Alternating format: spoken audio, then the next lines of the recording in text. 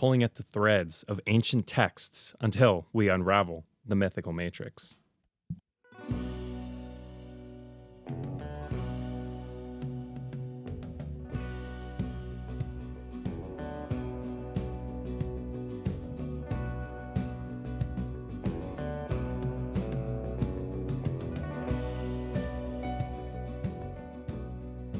Shomo mana kalikunu, and welcome to Musings on Mysteries and the Mythical Matrix. Ladies and gentlemen, musers, seekers of truth, interdimensional philosophers, and finally, all of you that desperately cling to your confirmation bias.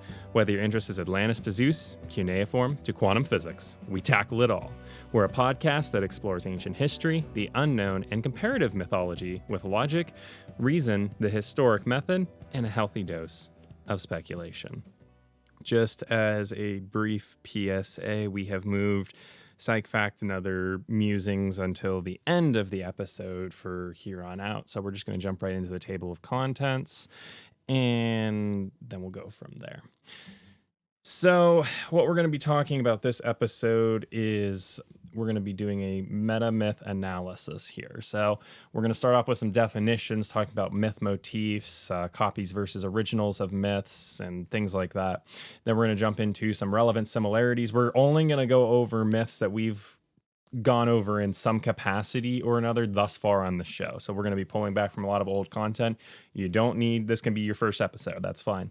You don't need to have all those other myths that you understand. You can listen to this episode and then be like, hey, these myths sound cool, these other ones sound kind of lame to me, and go listen to some of those. But we're going to pull a whole bunch of different myths that we've gone over, and we're going to talk about the relevant similarities and then the irrelevant similarities. There's going to be some motifs that we explore as well that that we found really aren't relevant and don't really matter that much.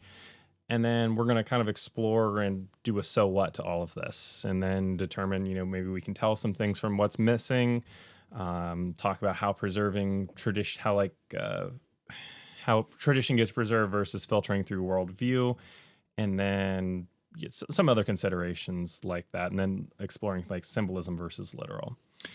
So for definitions, what we're going to start off with first here is just a quick recap from episode 69, defining the mythical matrix for those of you that are new here. The mythical matrix, also known as the myth, is the hypothesis that many mythologies ultimately trace back to a more ancient shared narrative core, a proto-mythology that predates the versions we currently possess. This hypothesis guides our study here at MQuad of individual mythologies to examine which overlapping motifs matter and to what degree. And so we're going to do a meta-analysis. You've read a lot of meta-analyses, right, babe? Because my wife is here. She's been sitting patiently for the past 3 minutes. So patient.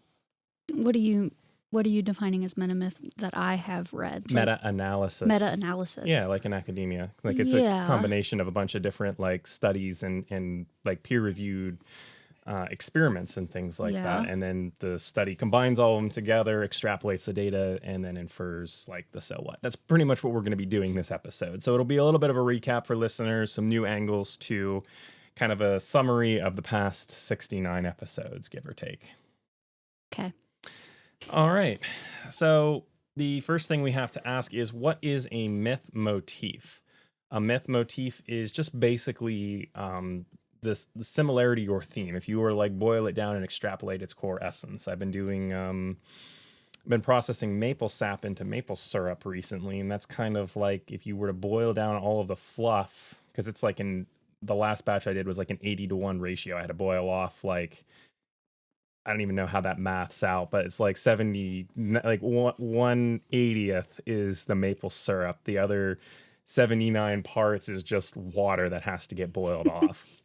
So if you take a myth motif, that's basically what it is it's the maple syrup of the maple sap that you extract from the tree, because maple sap is incredibly runny and liquidy.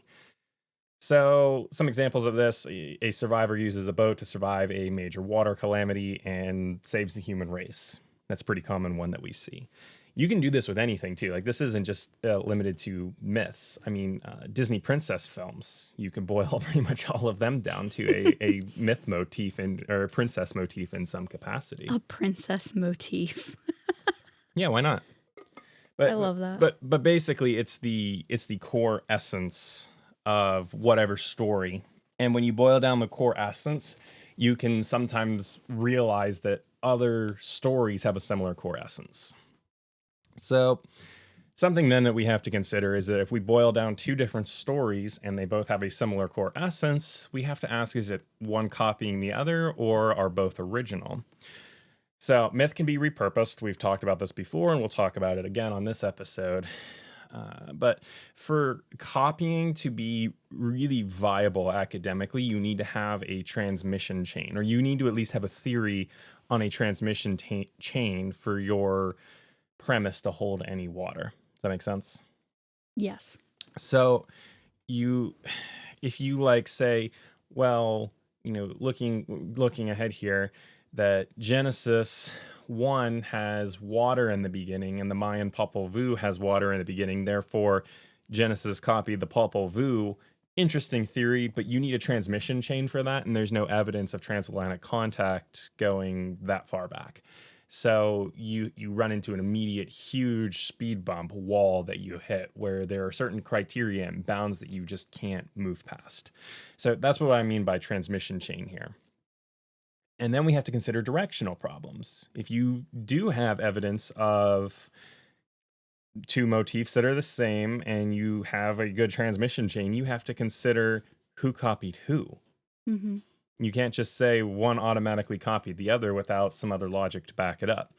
And an important consideration in this is survivorship bias. A classic example, pitfall I've seen Billy Carson fall into, and some of the things he talks about, is he talks about the cuneiform texts as if they're, well, he talks about them, they are older, but he'll talk about them as if it's absolute that, they're older and that the Bible copied these and everything. But like, how do we know? It's survivorship bias. Cuneiform texts are made on clay that survived the burnings of cities. So of course they're going to last longer than papyrus. We don't know if texts pre-existed, our early versions of Sumerian just in written form.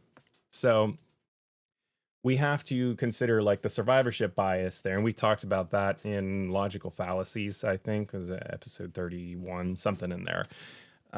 But just because something survives and is dated to older than other texts doesn't automatically make it the oldest. It can be, but that doesn't automatically prove it. Likewise, we also can't argue from absence of evidence with absolute certainty. But again, we're dealing in a probability driven field here, not a certainty driven field. But yeah, papyrus, our oldest stuff goes back to, I want to say probably 2,500 years ago, give or take, depending on like the region. So like, if papyrus existed 4,000 years ago alongside cuneiform texts, we wouldn't know. So unless it's referenced in cuneiform texts. So we have to consider that and ask, is the oldest copy really the oldest tradition? That's the point I'm trying to get to here. And then we have to consider transmission mechanisms such as direct literary borrowing, oral tradition, shared ancestral story, cultural diffusion, or independent development. So basically, is it a literal copy? Are both sources pulling from oral traditions? Are both sources pulling from a shared ancestral story because they're related people groups? Is it just diffusion amongst the cultures? Or, are we talking like both just happen to independently develop the motifs, which is a consideration with like the Popol Vuh, the Mayan creation myth, and Genesis and the Enuma Elish. So if no transmission chain exists and similarities remain, we have to ask why they exist. And that the shared is it maybe even a shared experience? Is it a shared memory? Is it just psychology that humans like to use these motifs across the world to represent abstract concepts, or is it something else altogether? And yeah, so I don't believe in coincidence, so that's out. yes. And if we have, and the more motifs that we have that overlap, so if it's like two princesses and they both have drastically different endings to their story, like, one lives happily ever after and the other one, her love interest dies and she goes on to be like a warrior, vengeful queen, probably not too much relevance between those when you boil them down. But if you boil down two essences and, they're both, about princesses that fall in love with a man and then they're saved by this man and then they get married, it's like, okay, now we have, several motifs that overlap, and it starts to compound and matter just a little bit more. Anything to add thus far? No. All right. Well, we are going to take a brief reprieve here for an ad break, and we will return in just a moment to talk about relevant similarities in myth.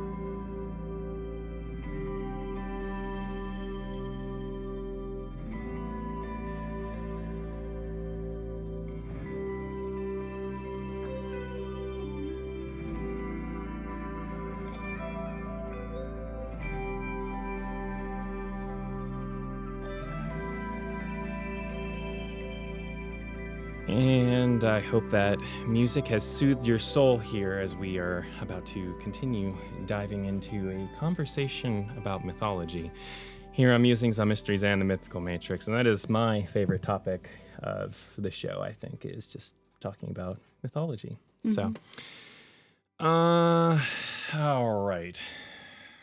So we're going to talk about relevant similarities in myth. So we're going to dive into some of the actual myths that we've talked about, various myths from past annals of the podcast, and then we're going to boil down some of the motifs. And feel free to, from your memory, call me out if I miss any major motifs that you think are worth adding, or if you spot any that you think are relevant.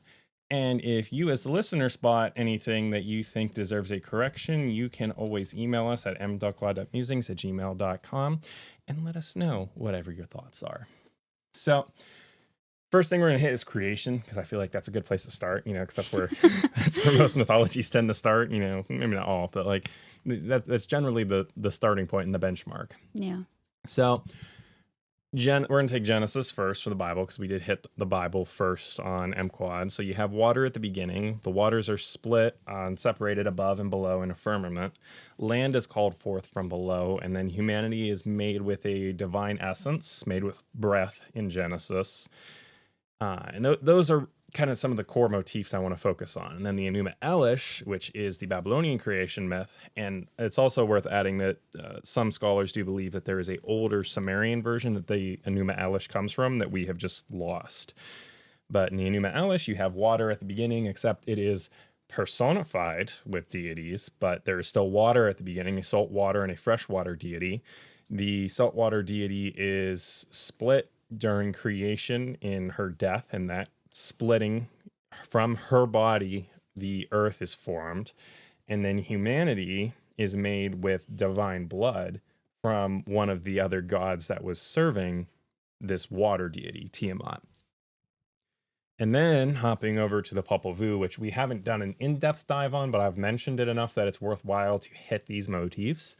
You have water at the beginning and water split as the land emerges. So in all three of these, you have a emphasis on water in a primordial state existing from the beginning, which is definitely noteworthy, especially because you have to ask, like, okay, in each of these tales, humanity doesn't exist yet.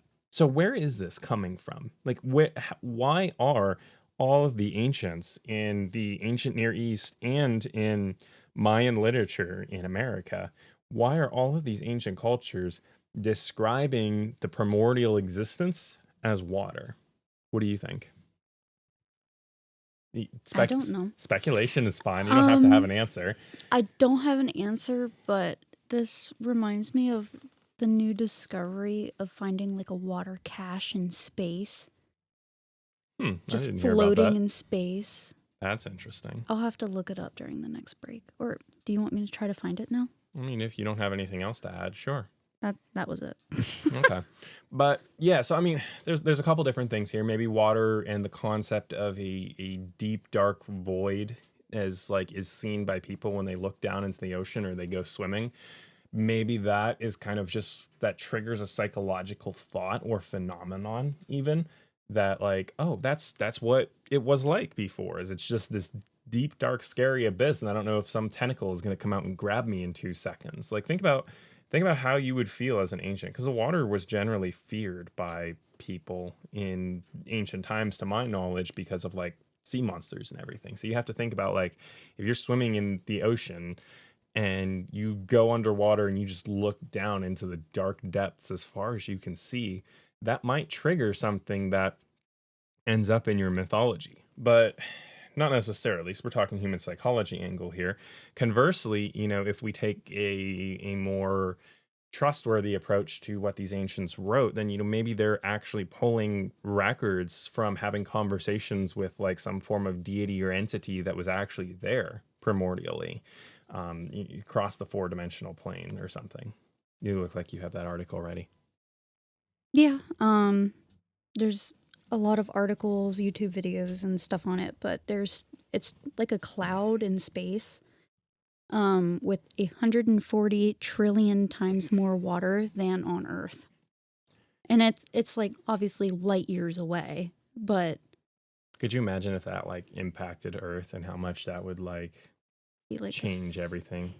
Be like a flood, but we were promised that wouldn't happen again. So well, right, but it's like again, you have to wonder like too, like how much that could. I know that we're kind of getting ahead here a little bit, but talking about flood mythologies, because that'll be another point we hit. Yeah, you have to wonder how much water coming from even space and maybe like evaporating and being lost out of the atmosphere. Because like if the world did flood in a global sense, where would all that water go? Does it all go underneath the earth? Because there is oceans worth of water underneath and it's compressed more. It is there. There is space for that, but it can only hold so much. Conversely, yeah, we have to consider, is spatial evaporation when you have global water coverage like a thing?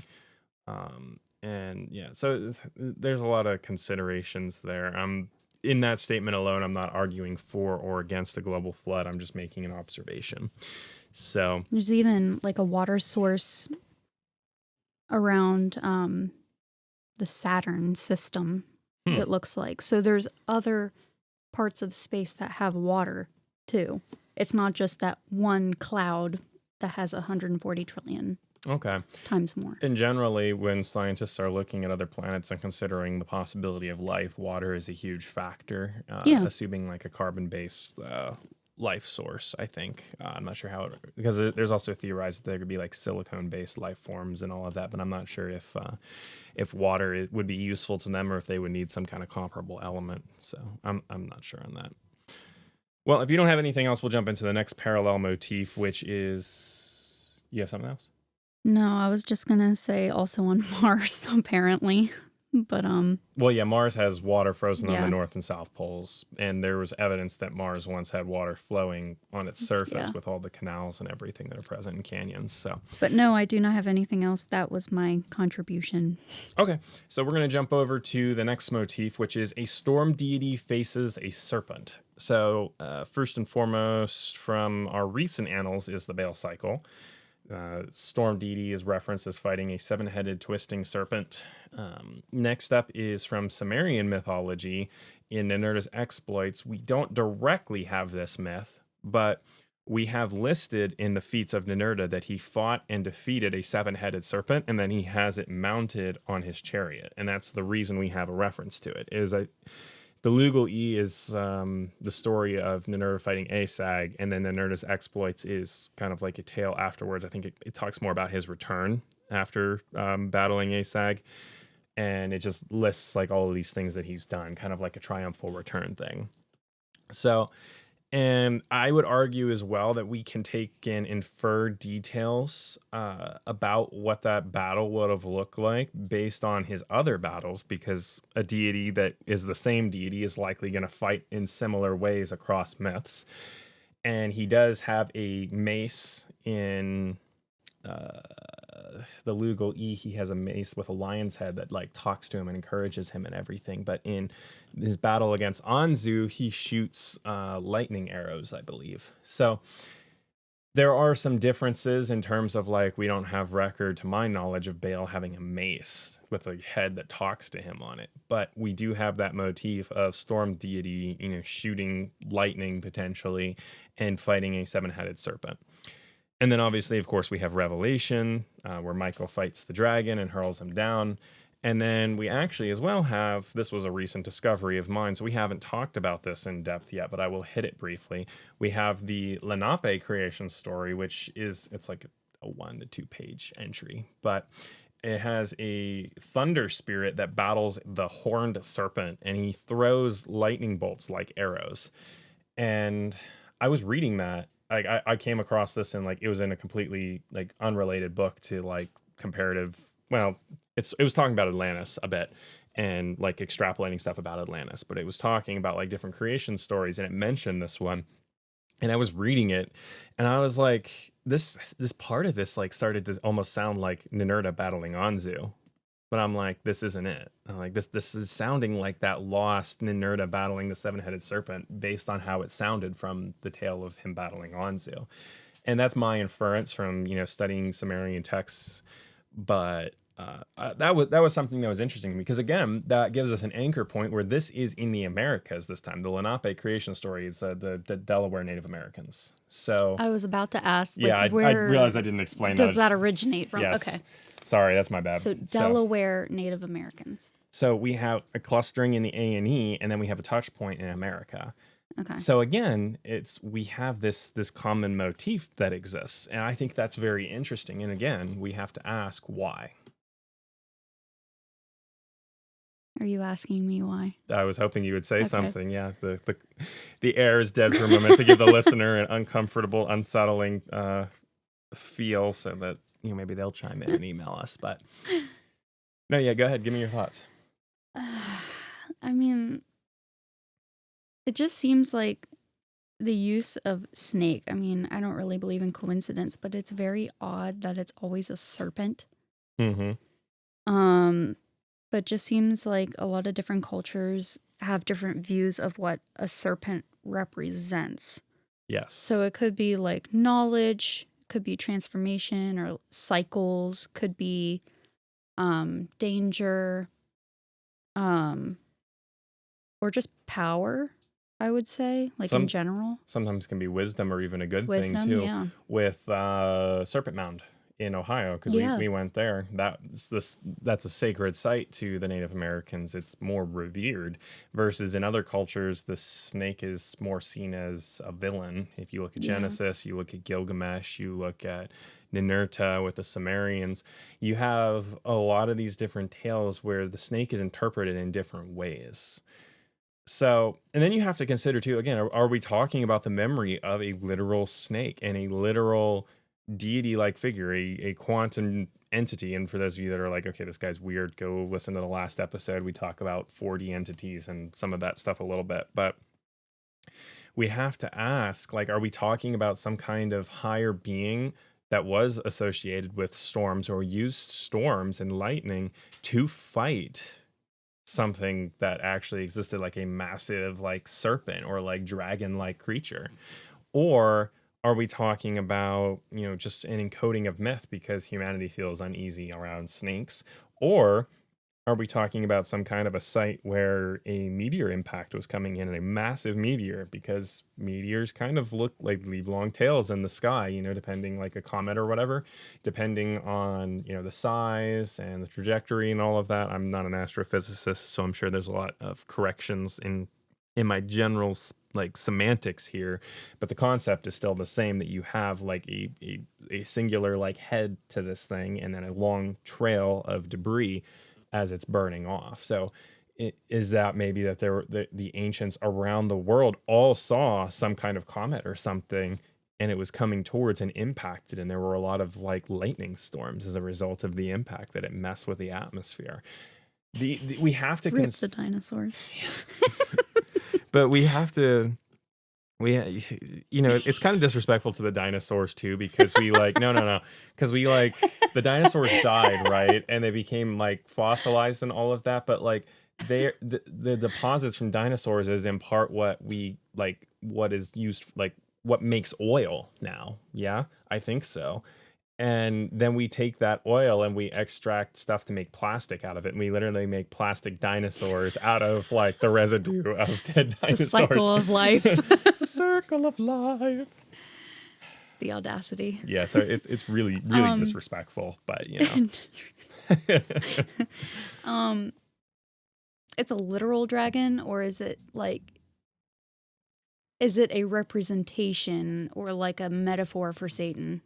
Well, what do you mean by it? Because we talked about dragon. Michael fighting the dragon. Is it like a literal dragon, or is it supposed to be Satan and it's like a metaphor for Satan? Dragon is used interchangeably with serpent, at least in the Revelation text, because it talks about the dragon of old and then it names him as Satan in Revelation 12, like specifically. Otherwise, we wouldn't know that's specifically who's being referred to. This is a very dumb question.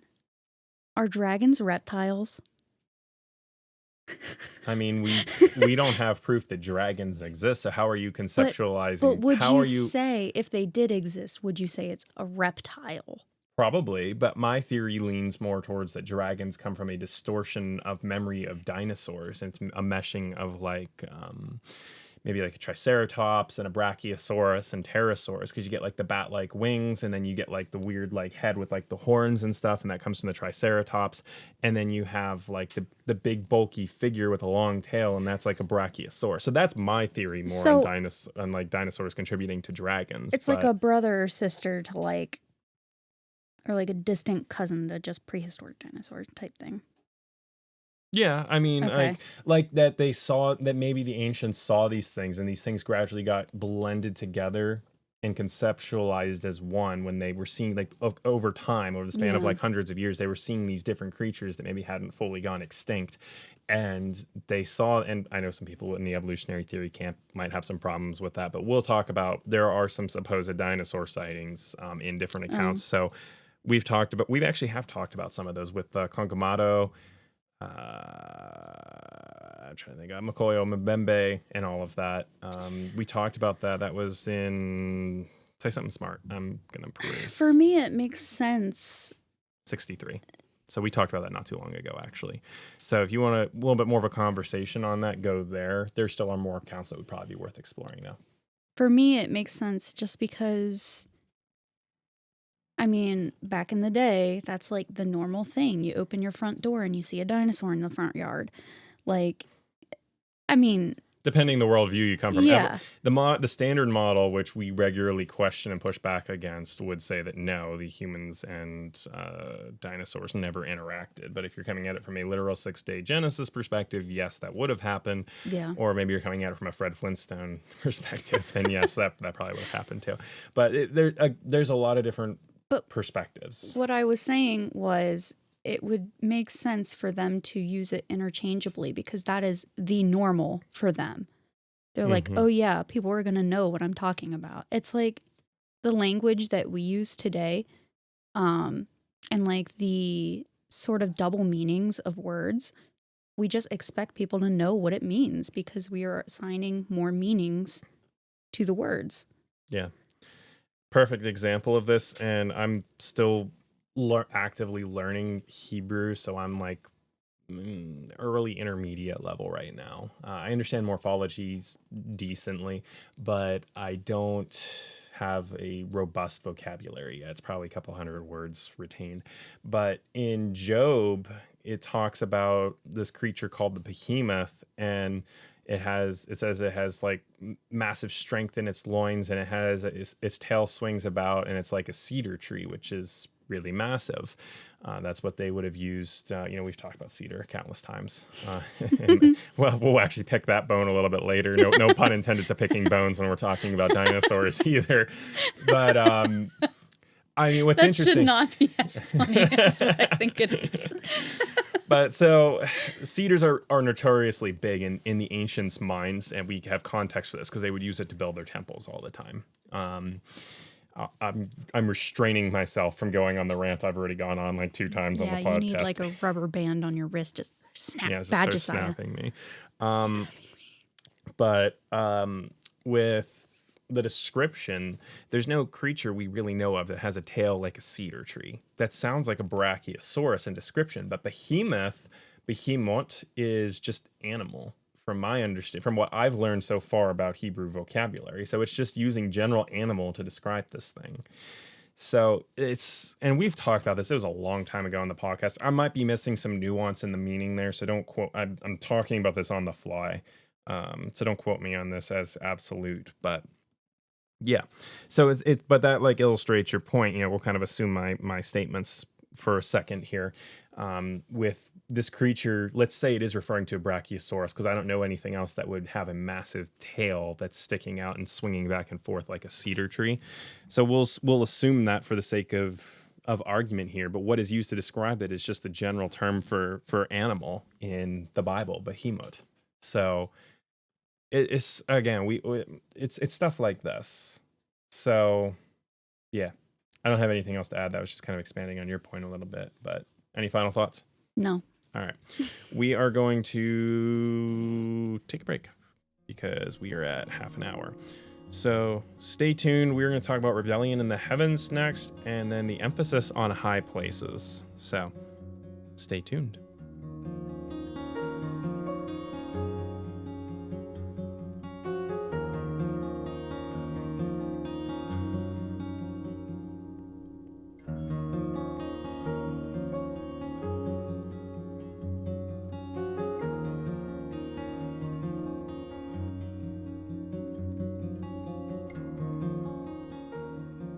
And we hope you haven't wandered off here on Musings of Mysteries and the Mythical Matrix. We are still here, still talking about mythology in metamyth. So the next thing we're going to talk about here is rebellion in the heavens motif. I'm going to start this one off with a big point we hit on the podcast, big connection that I started making when I was doing my deep dives early into Mesopotamian mythology. Anzu's fall. We're going to talk about that in particular. So Anzu is a lion-headed eagle-like being that I think vaguely embodies certain descriptions of like cherubim and all of that. But the tale of Anzu, it states that in Stephanie Dalley's translation that he's present at creation or very early on in creation. I forget the specific description, but Anzu, he's there very early, and he steals the Tablet of Destinies from Enlil, who is the chief storm deity. So that's kind of our first motif in Rebellion in the Heavens. And I mentioned Anzu shortly before with then Ninurta goes out and battles him and defeats him. And then the next motif we have for Rebellion in the Heavens, of course, is Satan's fall. And we don't have a ton of information that's concrete about that. We've actually gone over and talked about that some on the podcast and hit all of the supposed Bible verses that correlate to that. And I think there is something there, but a lot of critical scholars would argue it's pretty scant. And I would say that, yeah, it might seem like a stretch at a first glance. I think there's more there that needs explored. And then, of course, we have with Enoch, fallen angels. So this motif probably is not going to be a very long conversation, but here again, we have directly from the Bible. And then we have in Enoch, which is like a sort of Bible, sort of edition text. And then we have in Mesopotamian pantheon that there's these repeated falls of different holy beings that are existent.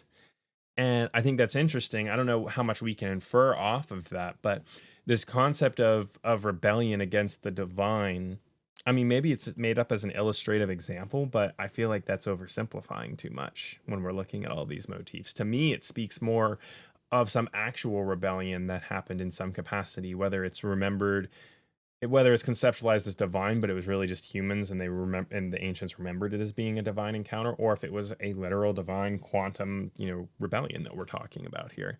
And you'll hear me, I try to think, I'm using the Mysteries and Mythical Matrix here. I try to think about these things on different angles. That's why you'll hear me state multiple different theories, because I don't want to hyper fixate in one view when there are numerous other angles that are worth considering here. I do have my conclusions. I lean heavily towards a trusting the ancients, that they meant what they said and everything perspective.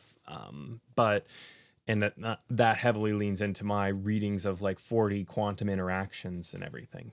So I have my own perspectives, but I want to take this even from perspectives that I might not think are, that I might not agree with, and that I don't really think have much merit, because one, I want to consider the broader perspective. That's part of seeking truth. But two, I can be wrong. And maybe in talking about all this, in musing on the air here, we stumble upon something that makes the other view more concrete and coherent by mistake. And this is about seeking truth. It's not about having the answers. So, anything to add to Rebellion in the Heavens?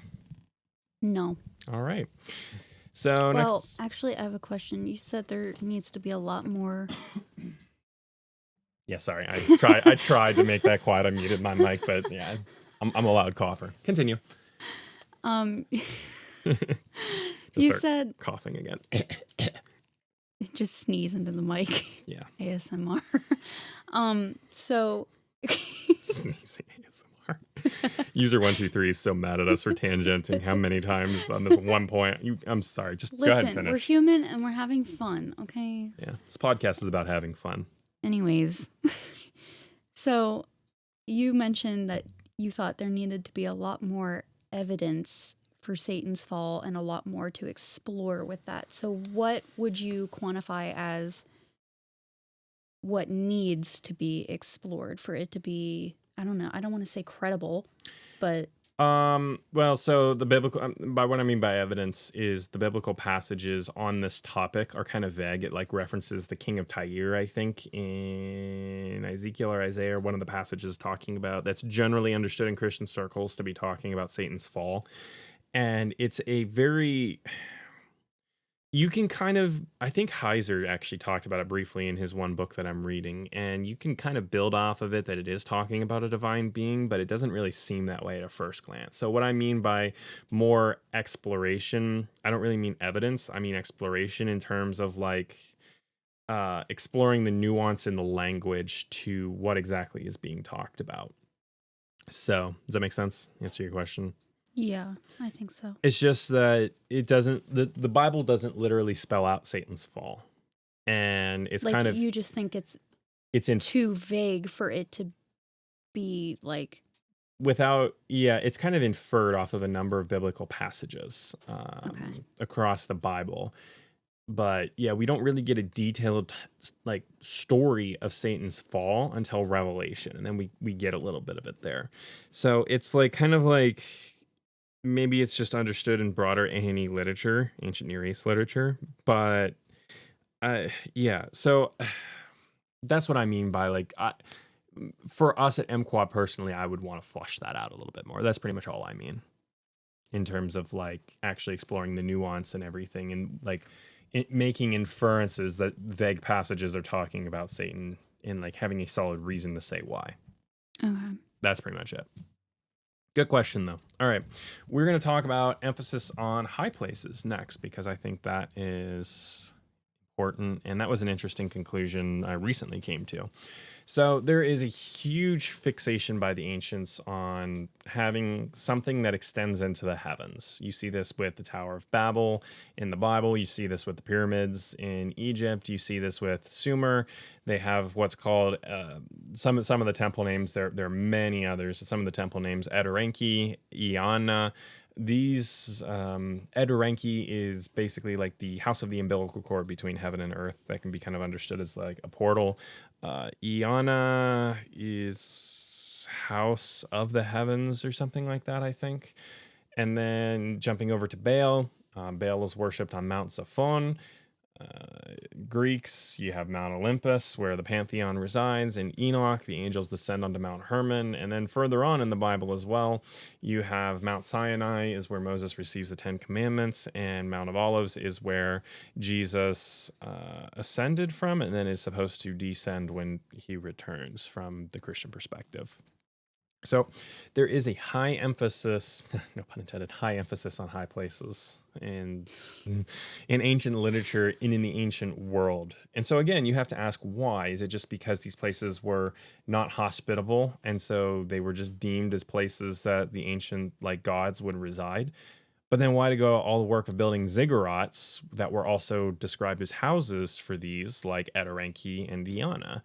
Because the E right there that you see or hear when we're talking about these, that is the Sumerian sign E2, and that means like house. So when you're talking about like palace, or if you're talking about the average person's house, or if you're talking about a temple, it's all the same word. In Sumerian, context just determines how we would specifically translate it. So when they're talking about like Temple of Enlil, it's not temple, it's house of Enlil. That we just define that better as temple in English, but that's the Sumerians. It was where Enlil lives, his house. That reminds me of the show House of David. Why? House. Oh, okay. Because it could be like a very obvious noun, like person, place, thing. Mm-hmm. Or it could just mean like a group of people. It could mean any number of things, I feel like. Or is there more evidence that points to it being a specific place? For like House of David, that's just more talking about... No, I mean for Sumerian. Say your question again? You lost me on that. I thought you were talking about David for a second. Well, I kind of related it to David, but my question is about the Sumerian. I don't know how to... Eterenki and Iana. Yeah. So what are they again? Just so I'm not asking a stupid question. Eterenki is like house of the umbilical cord between heaven and earth would be a way to translate it.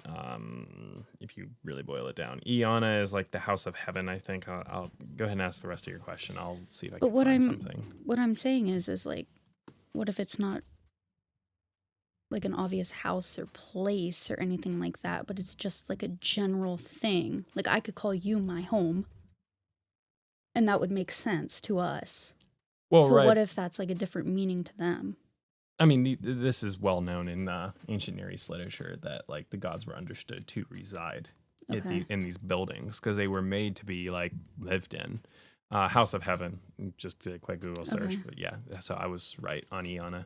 But yeah, so no, these are understood as where the gods specifically reside. Now, maybe it's metaphorical. You might have a point on that front. So, but again, this depends on your starting presuppositions.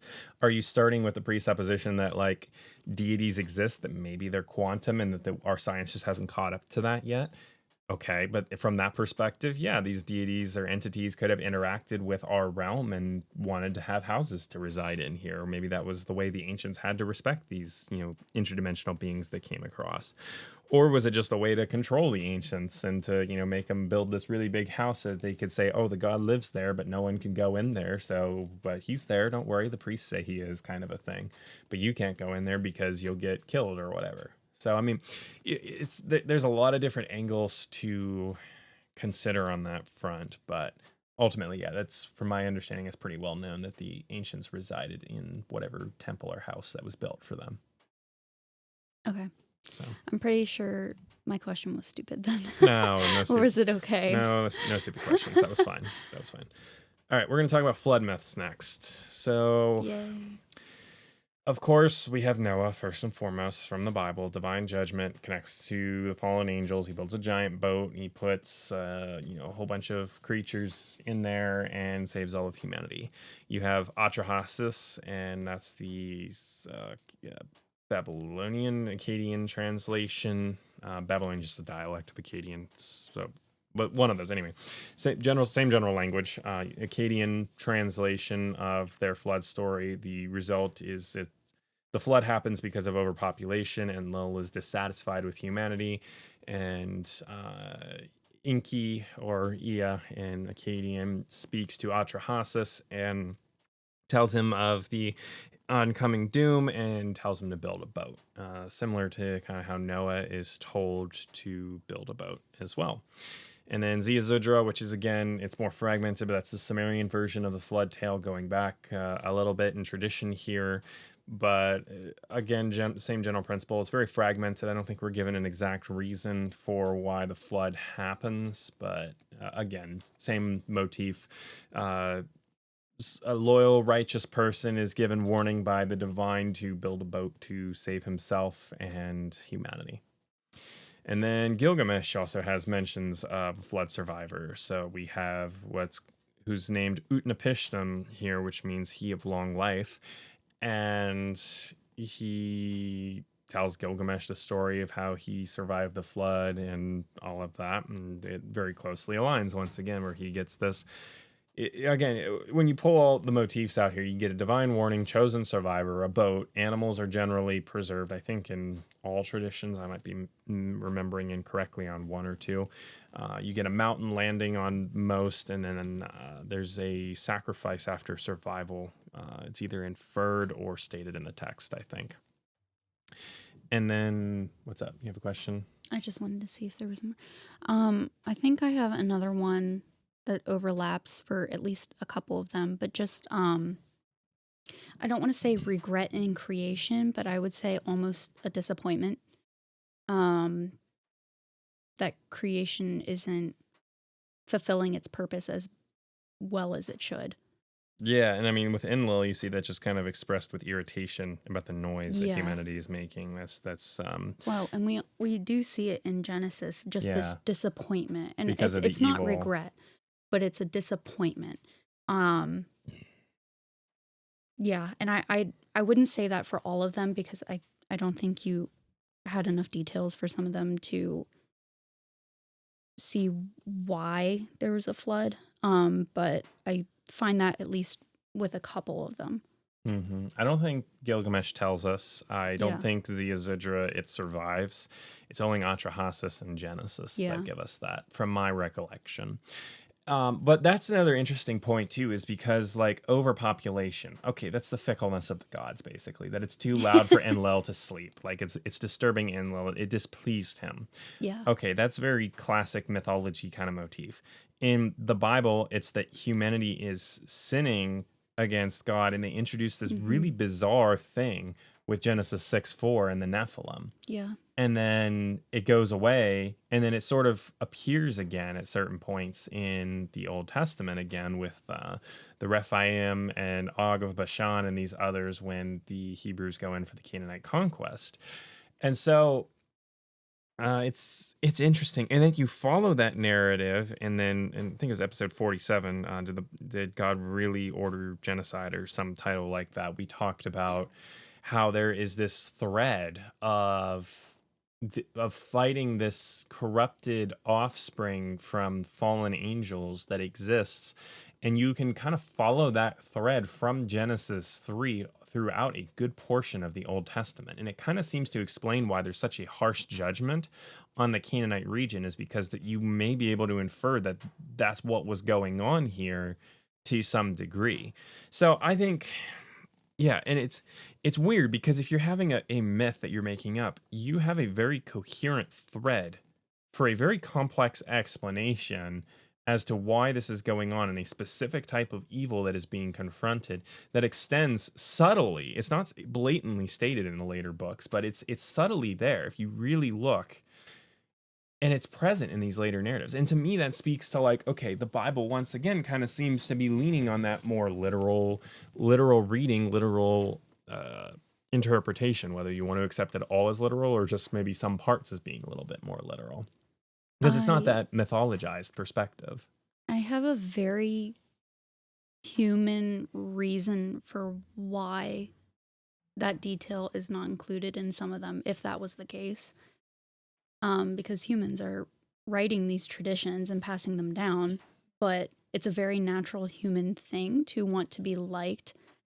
And maybe they just weren't as humble, I would say, to include that people were disappointed in them, or entities or spiritual beings were not happy with them. And it kind of places the blame on something or someone else. It's an explanation. I'm not saying it's the explanation, but it's a very human natural human response. Right. Um, Yeah, and to a that's very big catastrophic event.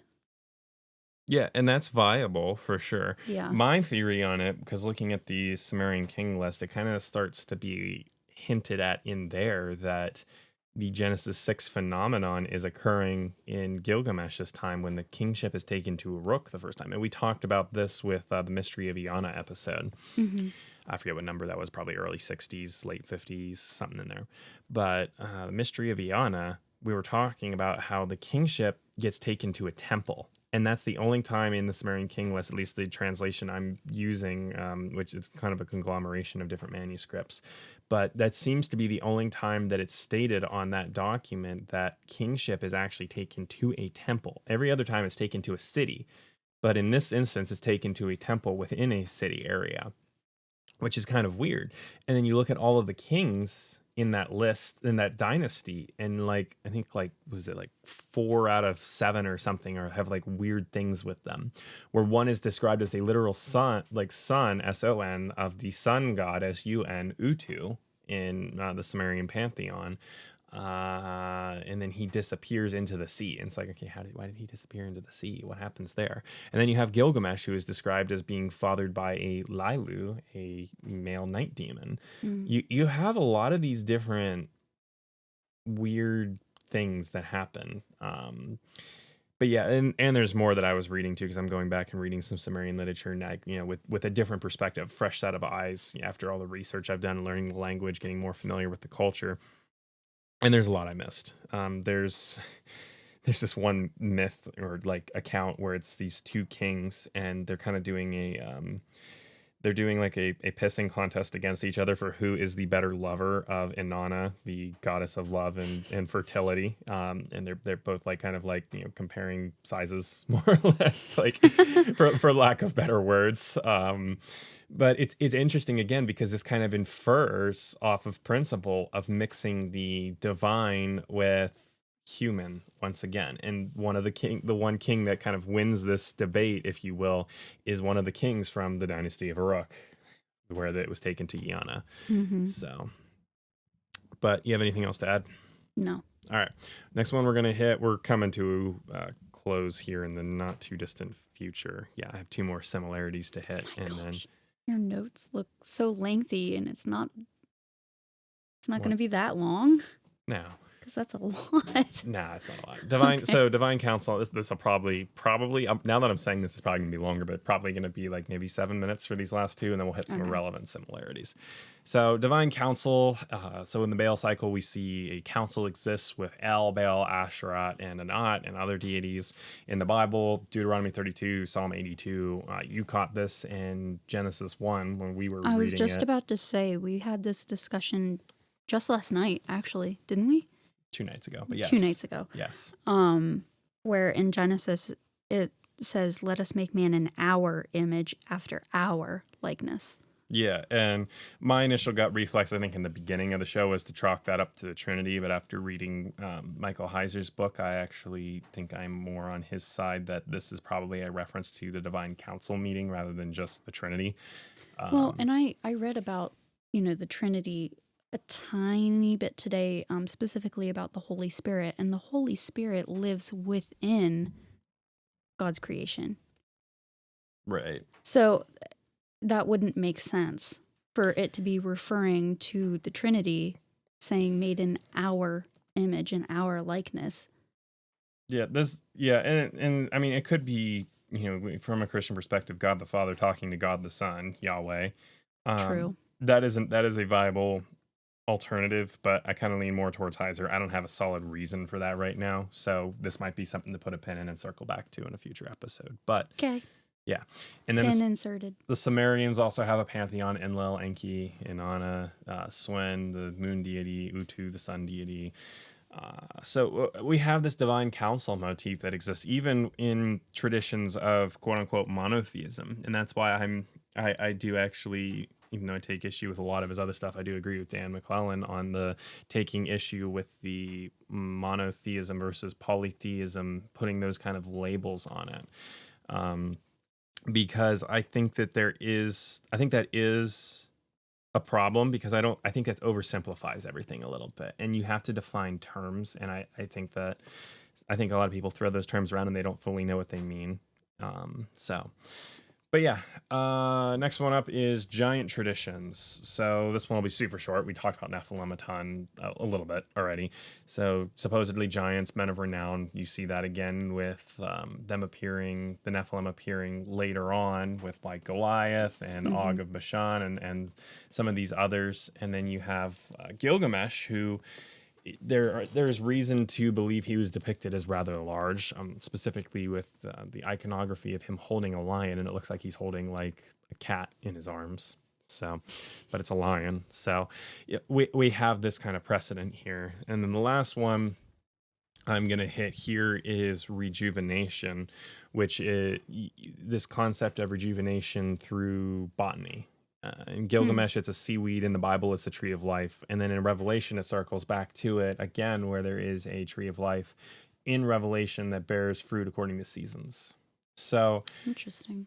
So you have an interesting concept there of botany contributing to divine life in some capacity. So yeah, those are all the similar motifs I have. I will open the floor to you for a moment here before we kick to a break to give any final thoughts. I don't have anything to say, so can I close the floor? The floor is now closed.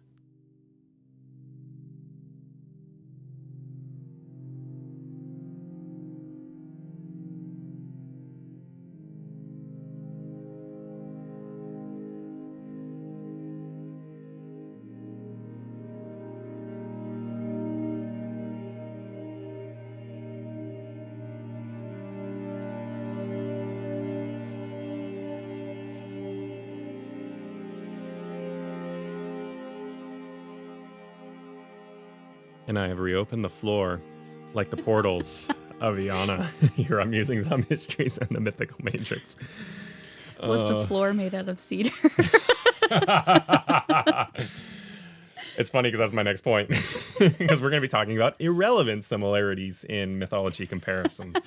And scholars will use some of these. I'm citing arguments that are often talked about by scholars. So, and this is why I'm not anti-academic. I want to go get a degree in ancient Near Eastern studies, but I need to be careful here. I don't overgeneralize.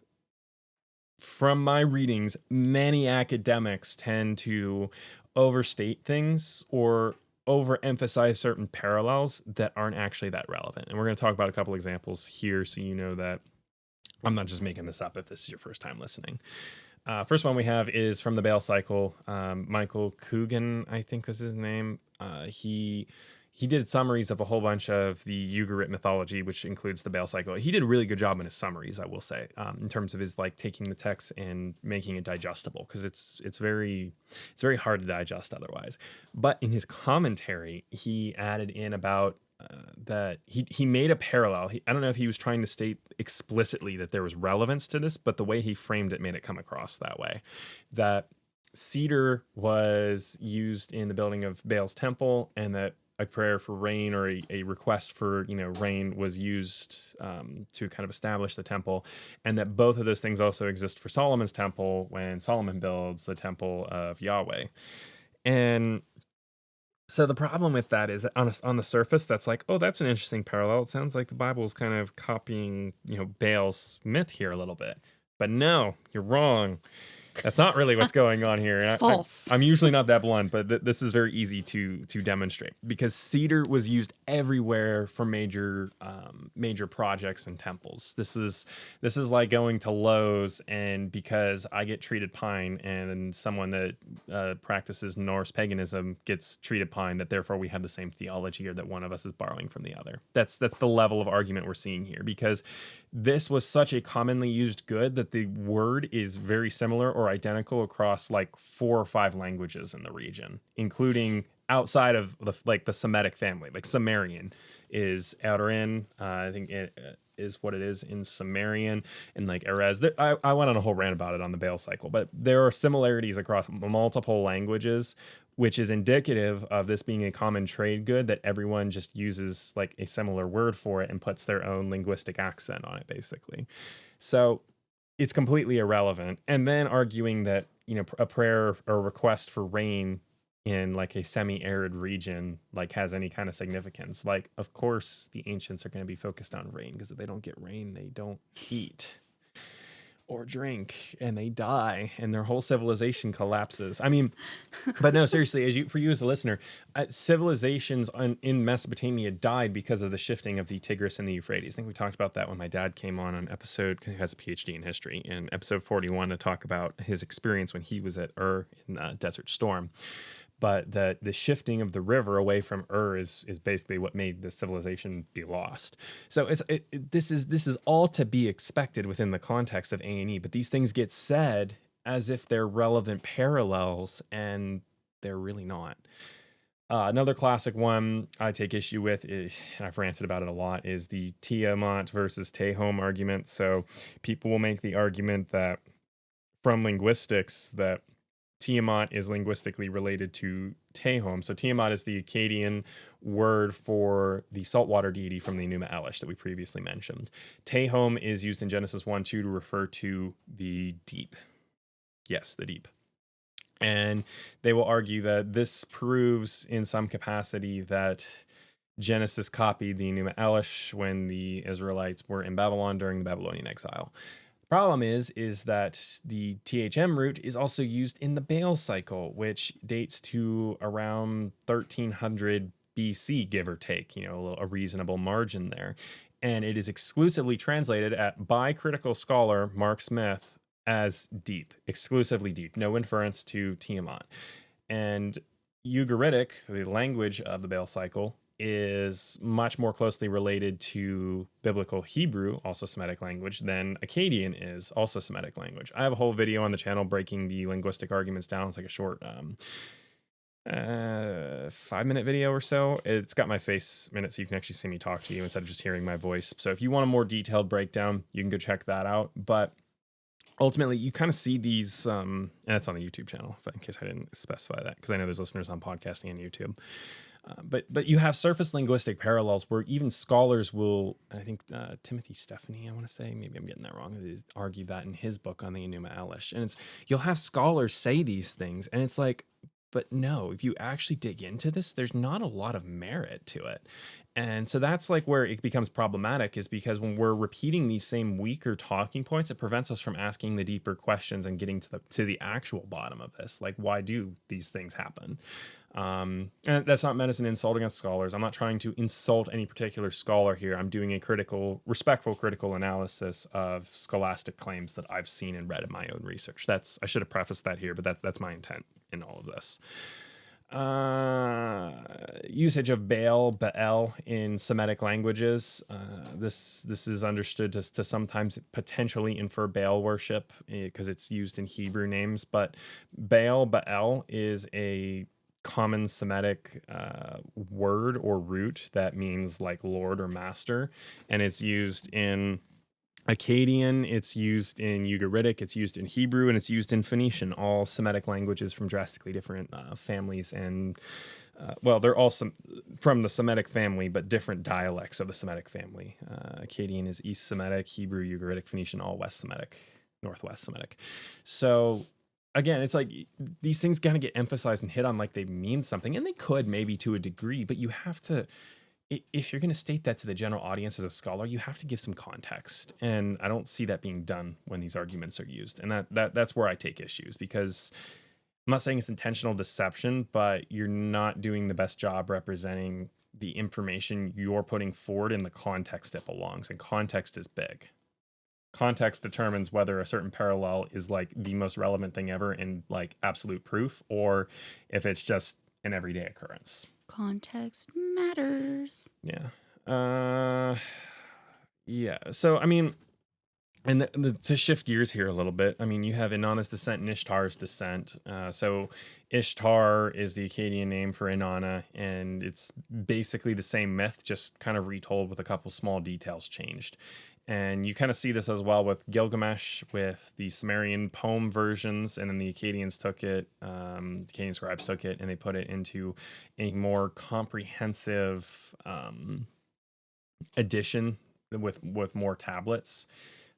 So I mean, you have these minor evolutions here, and so arguing similarities from Inanna's descent to Ishtar's descent, or vice versa, as anything more than copying, in these instances, it's like, okay, well, it's the same story, and we know that these names are used interchangeably across languages. So these are more irrelevant similarities. We have to consider, again, that copying, transmission, if it's from two cultures that literally intermingled, and then the Akkadian language overtook Sumerian, and Sumerian died out, about 2,000 years, there's debate, but approximately 2,000 years before Akkadian died out as a language. It's okay, that's pretty reasonable to infer. Same region, these languages had influence on each other. It's well known that there's crosswords back and forth. Sumerian even influenced Akkadian, because it's not normal for Semitic languages to have the verb at the end, but Akkadian always has the verb at the end, and that comes from Sumerian influence. So like things like that, it's like clear transmission chain, like A to Z. There's not much room to debate that kind of thing. Last thing, irrelevant similarities and points. There's always exaggerations that can exist in mythologies as well, and so those are things we have to consider. But the intent of doing what we do here at MQuad is to filter through these potential exaggerations and mythological framing by looking at multiple different myths that have the same motif. And if we can boil out the same motif and the same details across multiple different myths with no transmission chain, exaggeration becomes a much less likely explanation. But yeah, that's all I got for relevant similarities. Shall I give the floor to you, or shall I close the floor and dive into diving deeper? Close it. All right, so we will dive into diving deeper. You're full of puns right now. I know. I'm having fun, that's You're very punny. Yeah. Gotta have fun here. Yes. So, I mean, ultimately, we do have to ask how much of these myths preserve an actual tradition versus a filtering of truth through specific worldviews. And I think that's an important question to ask, because we have to consider what the worldview is of these ancients when they wrote these mythologies as well. And if they're filtering stuff that they saw through that worldview and trying to explain it, or did their worldview stem from what they saw? These are questions that we have to ask and consider. Also, censorship. Yes, that too. That's another big one. Criteria of embarrassment. We talked about that one on the last episode. That's big for historians looking at text. Mm-hmm. If a text includes embarrassing details, it's more likely to be truthful. Whereas if it only tells the good stuff and it omits all the bad stuff, like lost battles, then it's more likely to infer it's probably edited. Right. So... not that it doesn't have any truth whatsoever, but and another thing to consider, especially looking at this from like considering again, careful on the terms, but polytheistic generally versus monotheistic generally worldviews. Can most stories and mythologies be correct at the same time, but just different ways an event was viewed? Like, for example, if we look at this from the biblical perspective, more where I come from, could it be that these ancient deities in Mesopotamia, like Enki, Enlil, Inanna, Utu, Swen, all of them, it actually existed, and they were just part of that Deuteronomy 32 pantheon, and the ancient Sumerians just conceptualized all deities as equal because they only interacted with ones from the pantheon, and that the Israelites conceptualized Yahweh as above because they interacted with one that was actually presiding over this whole pantheon? Or is there some other explanation involved here? But yeah, so we have to ask how to discern truth through worldview. And the answer to that is starting with the overlaps. You have to, again, like I just said a moment ago, you have to consider what those common motifs are. We can also potentially extract some things from what's missing in a text. I think an interesting point to me is that the Bible the Bible excludes, and I'm not going to get too blunt here with language, but I guess this will be a brief trigger warning for reproductive topics if you have little ears listening. But the Bible doesn't mention any sexual acts occurring for creation. In fact, in biblical narrative and the Torah, mixing sexual acts and interactions with the divine, specifically God, is seen as morally abominable. It's rejected. Versus with Mesopotamia, you have descriptions of like I'm hesitating because I'm trying to censor this but still communicate it. I'm just gonna say it because it's what the Mesopotamian tale says. But in one of the myths, Enki, like quote for quote, more or less the concept, Enki ejaculates and creates, I think, both the Tigris and the Euphrates in one of the tales. You have generally in like with Tiamat and Apsu from the Enuma Elish, they have relations and that forms other deities. Ugarit also had a pretty heavy fixation on the whole Baal Cycle. Like Ugarit, the society that the Baal Cycle comes from, worship of Baal was regularly mixed with sexual acts, and with Molech and Baal and Asherah, I think all of these deities, people would dress up and pretend to be these deities and engage with sexual relations with each other as these quote unquote deities. And that was part of their quote unquote worship. And like the priestess, there's a lot of mixing of sexuality that we see present. We see. Yeah, but we don't see that in the Bible. That's interesting. It's like, why is that missing from the Bible? Why is it so restrictive and reserved in terms of sexuality in comparison to other mythologies? So, you mean like just the blatant descriptions of sexual acts, or do you mean the presence of sexual acts in creation and creativity? That's very present in other A&E cultures, but it's very excluded in the Bible. So is that censorship from the Bible, or is it that the other cultures kind of emphasize sex a little bit more than, the Hebrews did? I would say that the other cultures emphasize sex more. Because, I mean, if we're talking about the Bible, why would it have sexual acts in relation to creation? It wouldn't need to happen. Right. And that's kind of another thing too, is where sex is kind of seen as a creative act because you have the potential to create a human life. And so that's a way it's perceived by a lot of ancients. And so that can tell us that potentially the Bible is more original because it isn't saying that sex is needed for any creation, whereas a lot of other mythologies say it is. And that's kind of more of a human interpretation. But realistically, if the world was created by a deity, would we expect that deity or deities to engage in sexual relations? Would they even have the ability to engage in sexual relations, or would it just be creation? I also would say within Christianity, the topic of sex is a lot more taboo than other religions. Right. And that's a question asked too, is if the Bible is a human creation, why does it go against human nature to want to indulge in sex? And that could be it's a very flesh. Yes. Counter argument to that is you could argue maybe it's more a form of control of people for a better regulated society or something like that. But a lot of the other cultures didn't seem to have a problem with that at this time and maintaining control. So. Well, even within the Bible, there were people that couldn't control themselves for certain things. Yes. So I feel like that would be out the window too. Right. But it's something important to consider. A couple other quick points we'll hit here, and then we'll hit summary, psych, fact, and then close out. So we have to consider stability as well of these texts. Mesopotamian texts can change a bit. Some of the details can kind of get swapped out versus the Bible. And again, some critical scholars might take a little bit of issue with this here.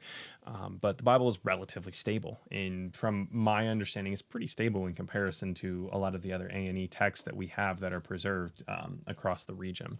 What are you defining as stable? So like one copy and then another copy a couple hundred years later being close to the same. That's what I mean by stability. Sorry. Yeah, that's my historian understanding kind of slipping out there a little. You're fine.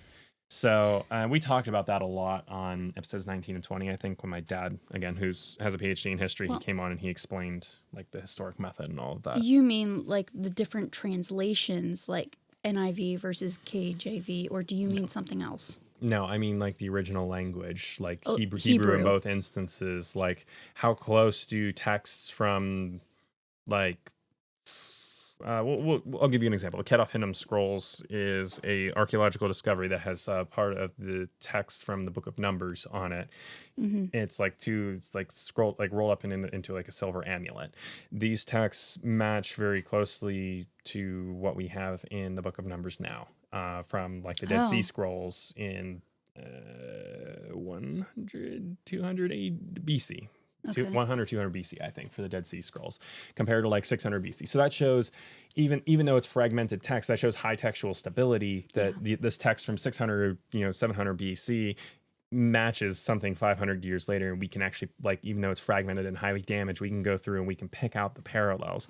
Versus like when you take a look at like Inanna's descent versus Ishtar's descent, how she's resuscitated, I think, was one of the key details that was different. I forget the details there, but like one is I can't remember it off the top of my head. You'll have to go back and listen to, that's probably late 30s, early 40s, where we talk about Etana, Inanna, and one other myth all in one episode. But yes, there are differences in like how I think Inanna or Ishtar is resuscitated when she dies in the underworld and how she's brought back, things like that. So we have to consider that when we're talking about textual stability and trustworthiness for how much this accurately tells us things that happened 5,000, 7,000 years ago. Last key point that we are going to hit here, I think, is symbolism versus literal. So the Atlantis conversation, Critias and Timaeus, everything goes back to Atlantis. I know, that's why I kind of chuckled a little bit.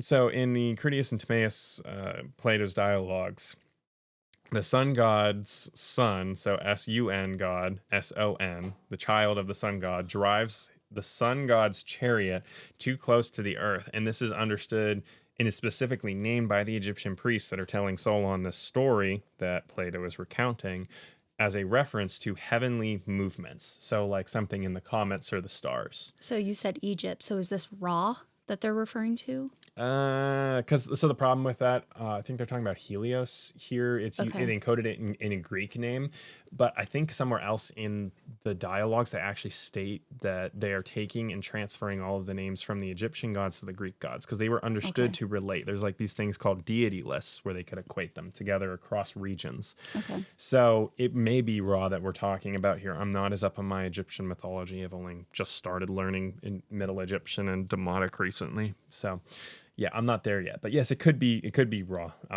We'll dive into that in the future and clarify that. But this is named by these Egyptian priests as referring to astronomical movements. It's specifically said in Plato's dialogue. But then likewise, conversely, can we assume that every myth automatically refers to heavenly movements? Because I've heard arguments that like the whole Bible in terms of like Old Testament with like David and everything is just encoding star myths and everything. And it's like, for what? Like that it encodes movements of the stars basically. And it's like, I don't know about that. That seems to be oversimplifying our history quite a bit for historical figures that I think there's a relatively high degree of ability to attest that they actually like existed. Like it's just star movements and they're attaching stories to the stars moving. Yeah, and that does happen. Like that memory gets preserved by looking at the stars and telling stories, like how you have like the archer in our constellations and everything. Mm-hmm. Like you could tell a story around that and how he shoots a bow, and you could use that as a canvas to tell a story. I'm sure indigenous tribes also had traditions like that. Yes. Yeah. So yeah, that makes sense, but that's kind of a wild theory. It happens. Yeah. But to say that happens in the majority of instances, I'm not ready to commit to that in any capacity. Yeah. I trust the ancients more than like, they just made everything up so that they could have cool stories to tell in the stars. But then did they take a true story and encode it into movements of the stars so that future generations could remember when you have things that can deteriorate like papyrus or people can't even read. Because Plato's dialogues also state that in the calamity that supposedly caused Atlantis, reading and writing was forgotten about by the Greeks. So did they take and put all of these myths into the stars because that's the one canvas you can look up to at night and have nothing else to do other than tell stories? So unless there's smog. Yeah, that's true. Yeah. Did you have to think about what smog was? Yeah, it's kind of confused where you were Smoke going. and fog. No, I mean, like, yes, that is the most viable way. Because I guess stars do change. Some stars die, but they're pretty constant in relation to everything they're pretty else. constant. But like, I mean, way back then, they didn't have to worry about smog and fog and all that. So I guess, well, yeah, they did. Sure. It's not to the level that we experience it. Yeah, and we have more light pollution and everything too, so that's Yeah. another factor to consider. And the ozone. But yeah, I mean, also the ancients didn't have a lot to do at nighttime, but they did have other things they could do at night other than just gaze at the stars. So you can take that as you will, as the listener. I think you can kind of infer based on our previous conversations what I'm alluding to. But lover in the nighttime. Yeah. All right. All right. Last point I'm going to hit too, in relation to this topic, not going on a crazy tangent, the symbolism versus literal still. When we talked about Ninurta versus Asag, and when we revisited that myth, we talked about how it sounded like a volcanic eruption. Asag, his description kind of seems like lava. And then the fact that Ninurta curses or blesses different stones depending on how they behaved in the conflict seems to potentially be nodding towards this being a form of volcanic activity. So like an eruption or just like an eruption. And shifts or and we talked about this. This was a while back. This was like episode 40 something probably. Okay. But yeah. So that's another possibility too, is like, are these ancients encoding, and is that really an encoding of a volcanic eruption, or is that just the best way they had to describe a volcanic eruption? Because think about it. If we didn't have modern science and geologists now and ways to dig into the earth, how would we wouldn't really know about volcanism, and like we wouldn't have a way to intuitively understand what is meant when a volcano is said. You might describe it as a slithering demon that sides look vaguely wet, and it's like destroying everything as it goes, leaving charred scars upon the earth. That's a perfectly viable explanation if you don't have a better way to explain volcanism. So in summary here, let's kind of recap a little bit. I guess we'll be kind of short on ads here this time because I don't want to drag this out too long. But in summary here overall, and then we'll hit your psych fact. We've gone over some general definitions of what the Mythical Matrix was, talking about how it's a protomythology that predates all the versions we now possess, and then sorting through mythology to determine what that is. We talked about myth motifs when you boil down the sap of, the myth, and then you get the syrup of the myth. We talked about copying versus original, survivorship bias, is the oldest copy the oldest tradition. We asked about if no transmission chain exists and similarities remain, why do these similarities exist? And then we went through and the relevant similarities, and we explored some of the common motifs that pop up in creation, in storm deities, rebellion in the heavens, emphasis on high places, the divine council, and more. And then we hit some irrelevant similarities, such as the Tehom Tiamat argument and cedar being used as an argument. And then we ended up here where we're diving deeper into talking about worldview of the ancients and how much that was affected by or affected the memory of these myths, and talking about like what's missing, how texts are preserved, and all of that. Over to you for a psych fact. So the halo effect is a cognitive bias in which we tend to assume that individuals who possess one positive trait also possess other positive traits, even if we have no evidence. It's kind of like pretty privilege in a sense. Pretty privilege? Yeah, like pretty girls tend to get like assume that they're a good person more off the bat kind of a thing. Because of their looks? Yeah, like that's a psychological phenomenon as well. I think it's like pretty privilege, like where you kind of like just get like assumed that like you're a good person because you look attractive when, you might be a really mean person deep down. Interesting. I didn't know that. Yeah, I don't know. You have to fact check me on that as the listener. Anything else to add on that, or was that? No. All right. Well, I am podcasted out, I think, for tonight. And I still have to record another video because I tried to do one for the channel and it didn't come out right. So I got to redo it all. So that's going to be another fun half hour there. So I'm going to wrap up. So buy us a cup of coffee. Link is in the show notes if you want to support our research, because I spend a lot of money on books. It takes a lot of time to research and a lot of money to do research. $25 donation or more will get you mentioned as a producer for the upcoming show. Of course, there is never any pressure to donate. You are welcome as a listener just to participate in seeking truth with us. But at the very least, we do ask that you seriously consider sharing the podcast with someone if you don't want to contribute to the show. Because when you share with someone else, you increase our listener base by 1. And that matters, because if everyone keeps doing that, then we get a nice following. We get 12. Yeah, 13, 14, 15, and it grows. You can find us on Instagram, TikTok, YouTube, all m.quad.musings. Website is mquadmusings.com. Email us m.quad.musings@gmail.com. I think you're noticing a pattern there. I hope you are if you're listening to a Meta Myth episode where we talk about patterns. It's all mquadmusings or m.quad.musings. Send us your confessions, concessions, contentions, whatever you like about the show, whatever you dislike about the show on email, and we will talk about your thoughts on the show. Okay, Discord server link, that'll be in the show notes as well. So, you want to say your thought now? You got something else you want to say? Okay. I'll say it at after. the very end. Okay.